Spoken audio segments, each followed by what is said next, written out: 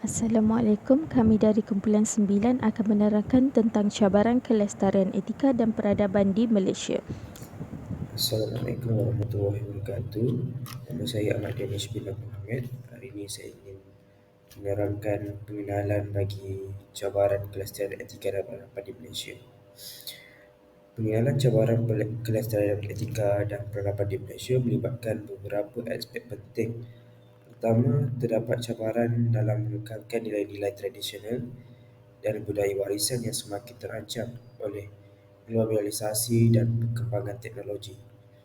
Yang kedua, munculnya isu-isu kontroversial seperti isu agama, hak asasi manusia, dan kepelbagaian budaya memerlukan pendekatan yang sensitif dan inklusif untuk menyelesaikannya. Ketiga, globalisasi dan moden membawa impak terhadap identiti kebangsaan dan kepelbagaian budaya yang menguji kesepaduan dan keharmonian dalam masyarakat di Malaysia. Keempat, cabaran dalam memperbaiki sistem pendidikan untuk memupuk nilai-nilai moral dan etika yang kukuh dalam kalangan generasi muda. Melalui usaha-usaha berterusan dan pendekatan holistik, Malaysia dapat mengatasi cabaran-cabaran ini dalam kelestarian etika dan peradaban yang kaya dengan budaya maju. Penggunaan tamadun sesebuah bangsa bukanlah perkara yang mudah dan tidak dapat dijamin akan kekal selamanya. Oleh itu, rakyat Malaysia perlulah mengambil iktibar dari sejarah yang telah berlaku pada masa yang lepas. Antara isi dalam kelestarian etika dan peradaban Malaysia ialah pengaruh penjajah barat. Kedatangan penjajah barat membawa perubahan dalam etika dan peradaban dengan pemisahan antara agama dan politik dan termasuk dengan rasionaliti, legaliti dan penilaian untung rugi. Inisiatif etika. Selain daripada reformasi institusi, kita juga perlu mengambil inisiatif yang bertujuan untuk mempromosikan nilai-nilai etika dalam masyarakat ini. Kesedaran dan keprihatinan. Masyarakat Malaysia mesti memahami betapa pentingnya mengekalkan etika yang baik dan menilai serta memperhatikan isu etika dalam kehidupan seharian. Seterusnya, pengaruh nilai dalam adat tempatan. Etika dalam peradaban membentuk adat rasam dan adat istiadat yang selaras dengan nilai-nilai tempatan. Akhir sekali, pengaruh etika Melayu dan Islam. Nilai-nilai yang sesuai dengan etika Islam dan budaya Melayu memainkan peranan yang sangat penting dalam membentuk masyarakat dan kehidupan sosial di Malaysia. Assalamualaikum. Sekarang saya akan membentangkan tentang kedinamikan etika dan peradaban di Malaysia. Yang pertama, sejarah perdagangan Melaka. Melaka merupakan pusat perdagangan utama di Selat Melaka yang memfasilitasi pertukaran barang antara Asia Timur dan Barat. Selain itu, perdagangan di Melaka menciptakan hubungan yang saling menguntungkan antara Melaka, China, India dan juga Barat yang memperkaya kebudayaan dan ekonomi daerah tersebut. Seterusnya, pembentukan Malaysia. Berlakunya rusuhan etnik pada 13 Mei 1969 telah memunculkan ketegangan antara etnik yang mengakibatkan kekerasan dan ketidakstabilan sosial di Malaysia. Konflik ini memicu penerapan dasar ekonomi baru ataupun dikenali DEB untuk mengatasi ketidakadilan ekonomi dan memperbaiki ketegangan sosial di Malaysia. Yang ketiga, transformasi Malaysia. Perubahan sosial dari pertanian kepada sektor komersial, industri telah mengubah struktur hidup masyarakat dan ekonomi Malaysia. Seterusnya, transformasi ini juga menciptakan kesempatan untuk mengurangi ketidakstabilan ekonomi dan meningkatkan kualiti hidup bagi ramai warga negara Malaysia. Akhir sekali, kesepaduan rakyat. Kesepaduan bersama dalam mengamalkan nilai-nilai universal seperti keadilan, kesetaraan dan keterbukaan telah mengurangi ketegangan antara etnik di Malaysia. Hal ini menciptakan suasana yang harmoni dan kesatuan di antara masyarakat yang majmuk, memperkuat identiti bangsa Malaysia sebagai sebuah identiti yang inklusif dan bersatu. Hai, selamat petang. Saya Dashna Devi Selvarajo dengan nombor ID TJ22052. Saya ingin membentangkan tentang dasar ekonomi baru, memangkin sharing probity, tetapi gagal membawa shared prosperity. Dasar ekonomi baru adalah dasar awam yang bermatlamat, pemasmian kemiskinan. Dasar ekonomi telah membawa perubahan yang ketara mengurangkan ekonomi di antara lapisan masyarakat yang berbeza. Selain itu, menyusun semula masyarakat dari segi pendidikan, pekerjaan, keusahawan dan pemilihan kediaman. Seterusnya, indikator perubahan sosial, iaitu mentransformasi masyarakat dari memiliki budaya tradisional ke budaya kemodenan. Ia adalah dasar ekonomi baru tidak mampu mempertahankan pertumbuhan ekonomi melalui penganggihan kekayaan masyarakat menengah dan membentuk golongan B40. Dan nombor 2 pula, kegagalan mengagihkan kekayaan negara ini telah melahirkan keresahan politik dan bergerakan reformasi pada dekad 2000-an. Seterusnya, rancangan Malaysia ke-11 mengambil model baharu ekonomi tetapi dipengaruhi oleh pendekatan BRICS. Ini mementingkan berpendapatan per kapita tinggi, memberi tumpuan yang wajar kepada kumpulan B40, miskin dan terpinggiri dalam masyarakat.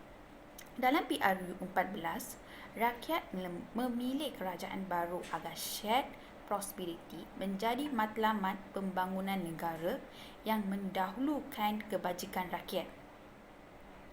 BRICS itu bermaksud sebuah kesatuan ekonomi yang terdiri daripada negara iaitu Brazil, Rusia, India, China dan Afrika Selatan, iaitu untuk sebagai lambangan peralihan kuasa ekonomi global.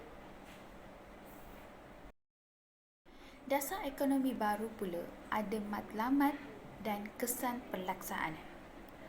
Mula-mula, matlamat dasar ekonomi baru.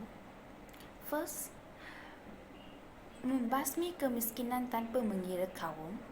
Nombor 2, menyusun semula masyarakat untuk menghapuskan perkenaan kaum melalui kegiatan ekonomi.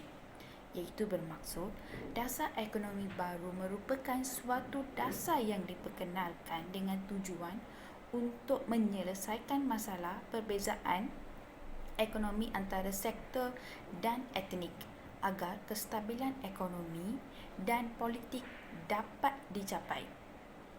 Kesan dasar ekonomi baru pula, pertama, meningkatkan dalam sektor pendidikan. Contoh, meningkatkan peratus kecemerlangan, merapatkan jurang pendidikan antara pelajar dan mewujudkan medan persidangan. Nombor 2, penurunan kadar kemiskinan. Contoh, mewujudkan peluang pekerjaan, meningkatkan taraf dan kualiti hidup rakyat dan mewujudkan kumpulan perusahaan dan perdagangan bumiputera. Akhir sekali, mengeratkan perpaduan kaum. Contoh, semua kaum tidak lagi dikenal mengikut pekerjaan dan masyarakat pelbagai kaum bersatu padu. Terima kasih. Next.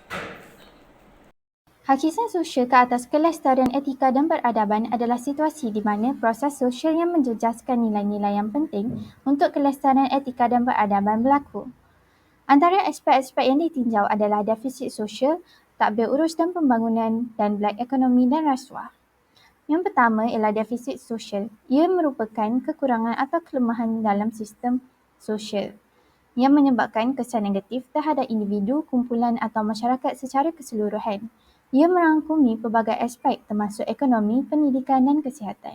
Sebagai contoh, dalam pembangunan negara, golongan miskin tanpa mengira etnik di bandar dan dalam sektor pertanian serta negeri-negeri yang masih terperangkap dengan kemiskinan masih berhadapan dengan masalah peluang dan akses kepada pendidikan dan kesihatan yang terbatas.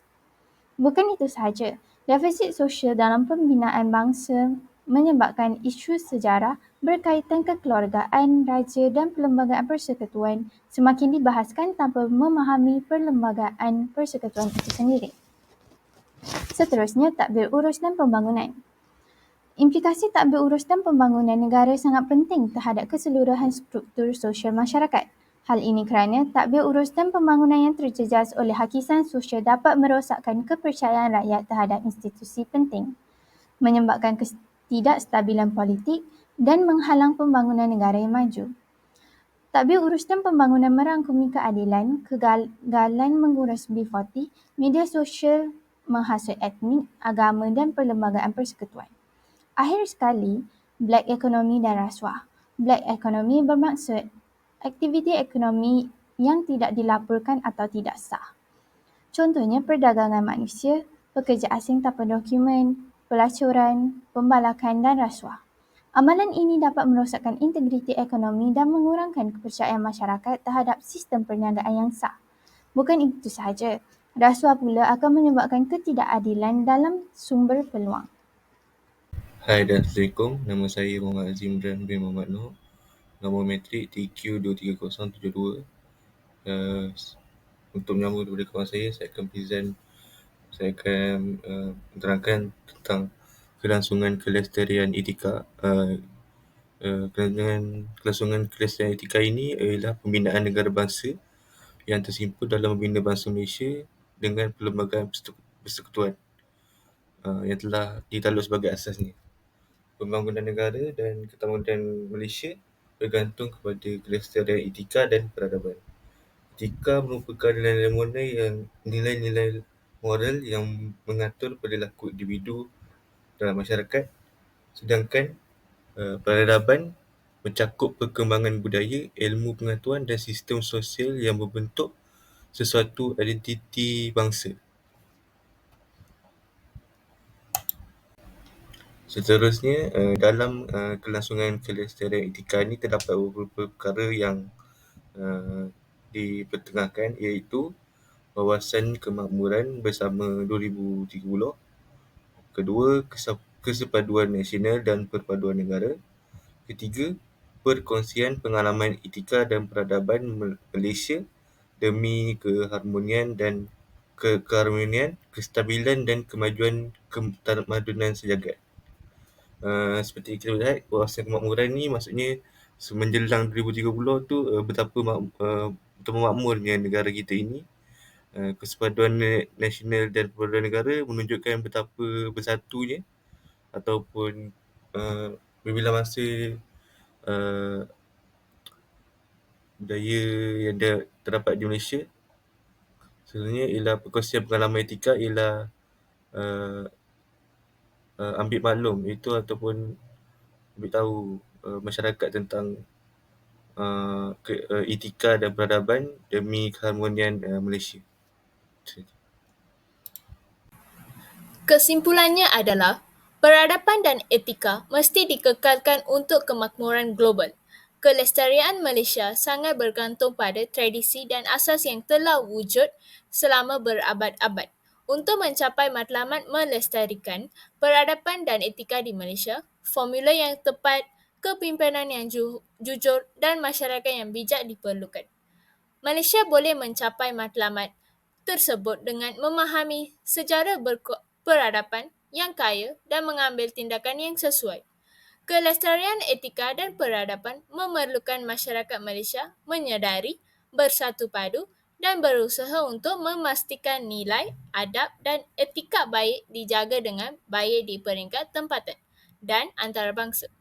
Dengan menghadapi cabaran seperti politik, ekonomi, sosial dan alam sekitar.